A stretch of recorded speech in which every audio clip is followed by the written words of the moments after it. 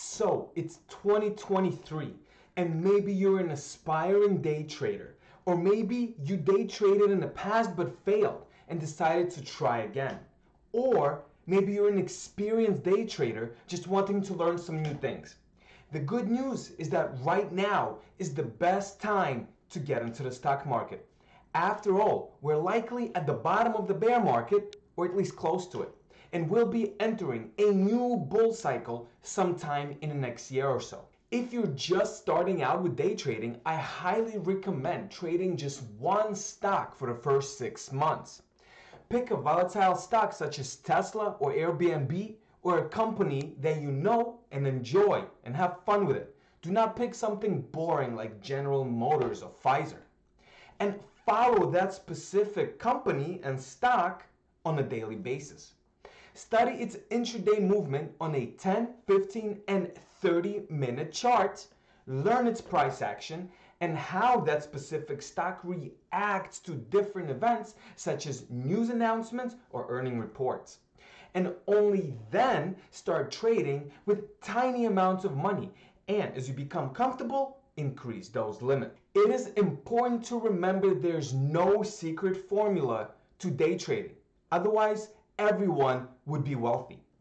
Day trading techniques do work, but they never work 100% of the time. In fact, day trading is a lot like playing poker. Really good poker players are able to calculate the probabilities of their success based on what cards are in their hands and are on the table.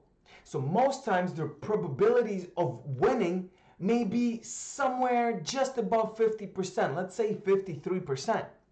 But if you consistently follow the rules each and every single time, then eventually you will come out on top 53% of the time. Same can be said about day trading. Many of the day trading strategies are successful just above the 50% mark.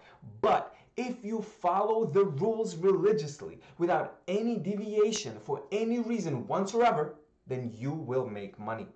It is also important to never risk more than 1% of your total day trading portfolio for any one trade, as this rule will ensure that you don't run out of money before the probability gods turn your way. So today I want to share with you one of my favorite day trading strategies that I used many times before. It made me a lot of money over the years, and I'm still using it in 2023.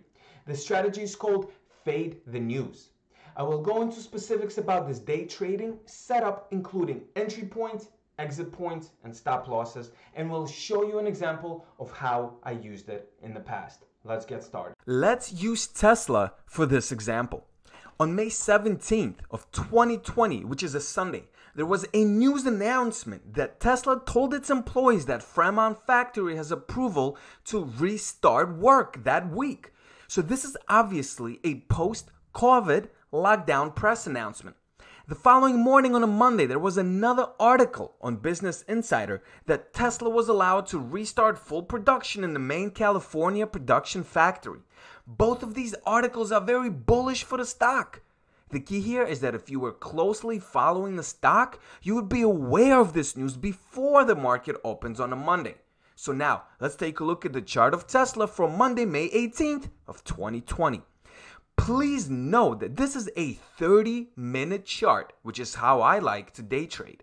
Fade the News strategy essentially attempts to find a trade from an overreaction of the retail investors to the announcement, which in reality is not that big of a game changer anyway, and we're betting that the price of the stock will drop throughout the day as institutional investors start to digest the news. This strategy can be used for both going long a stock or going short a stock. But in today's example, we will be shorting Tesla. The only technical indicator we'll need for this trade is the Bollinger Bands, set at a length of a 20-day moving average and a standard deviation of 2. The middle line of these Bollinger Bands is the moving average, or mean, and the top and bottom lines are standard deviations of 2 to either side, measuring volatility. The first thing we must do is observe what is happening to Tesla stock for the first 15 to 30 minutes of the trading day. And we can see that it gapped up due to the announcements mentioned earlier. the most important step to identifying this trading strategy is to analyze the first candlestick. So let's evaluate the very first 30-minute candlestick for May 18th of 2020. Right away, we notice that the candlestick is red and that it closed at a lower price than it opened. We also can see a very long wick to the top. A very long wick is crucial and very important because it tells us that sellers of the stock are in control up there and are not allowing Tesla to go any higher. The next thing we notice is that the candlestick is above the top Bollinger Band, and that is also a prerequisite to entering this trade. So, in conclusion, we see that this candle is quite bearish to begin with, and the price will likely revert to its average or mean price or the middle Bollinger Band. Once the above conditions are met, we can enter this trade. In this case, we will be shorting Tesla stock, which means we'll be betting that the price of Tesla will decrease throughout the day.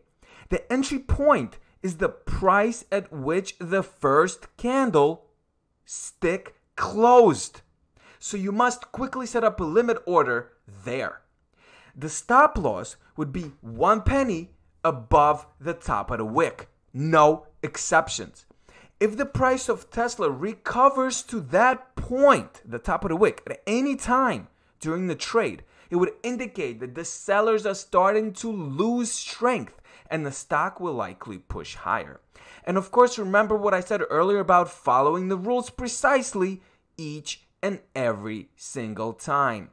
And finally, what is our exit strategy? Well, it's very simple. Since the very beginning, we were betting that the price of Tesla will revert to its average, and so we will exit this trade once the price hits this middle Bollinger Band, which is its 20-day moving average. In this case, we will cover our short position here.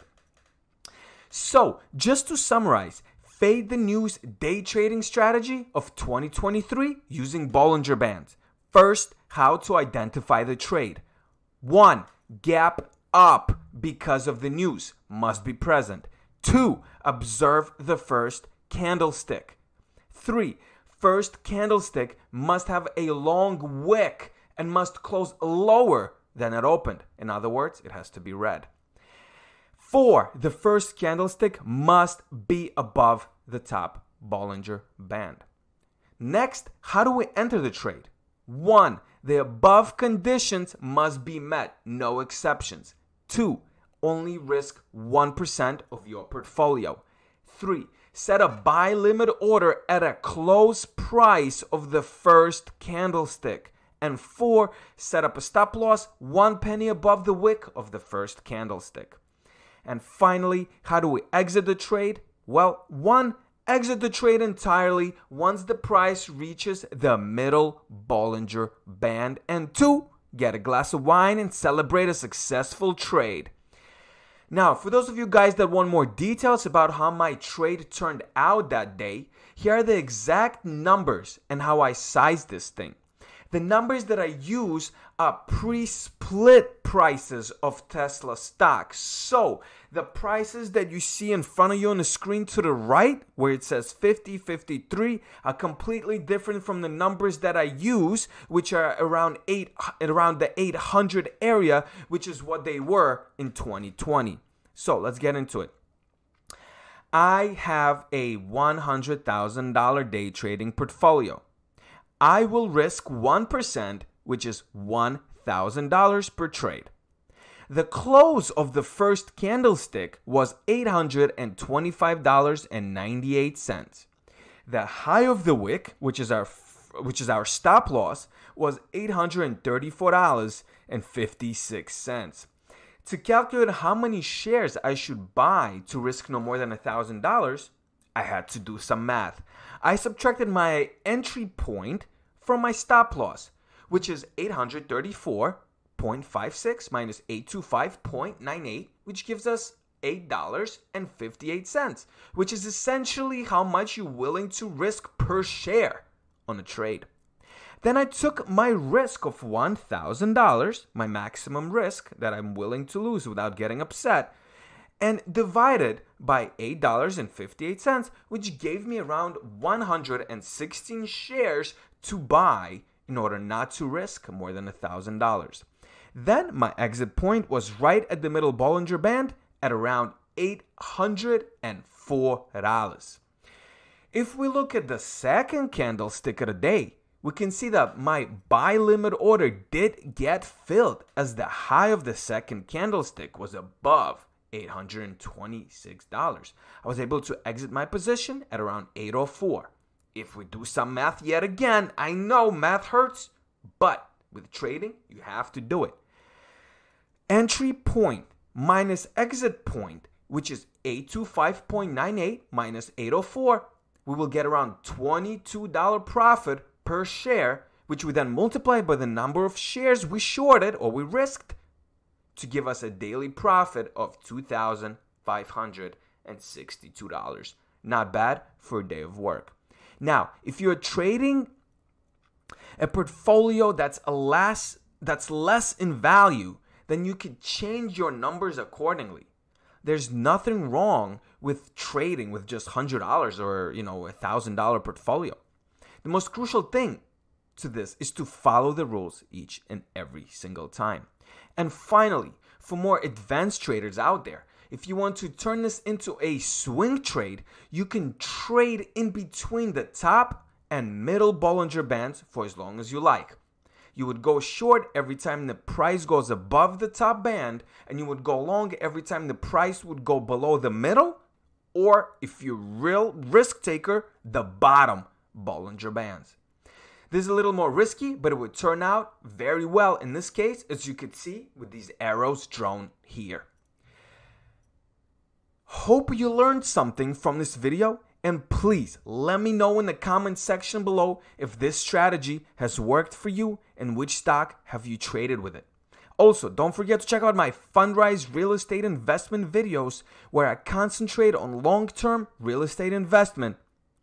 Thank you so much for watching, and I will see you in the next one. Cheers. Take care. Bye.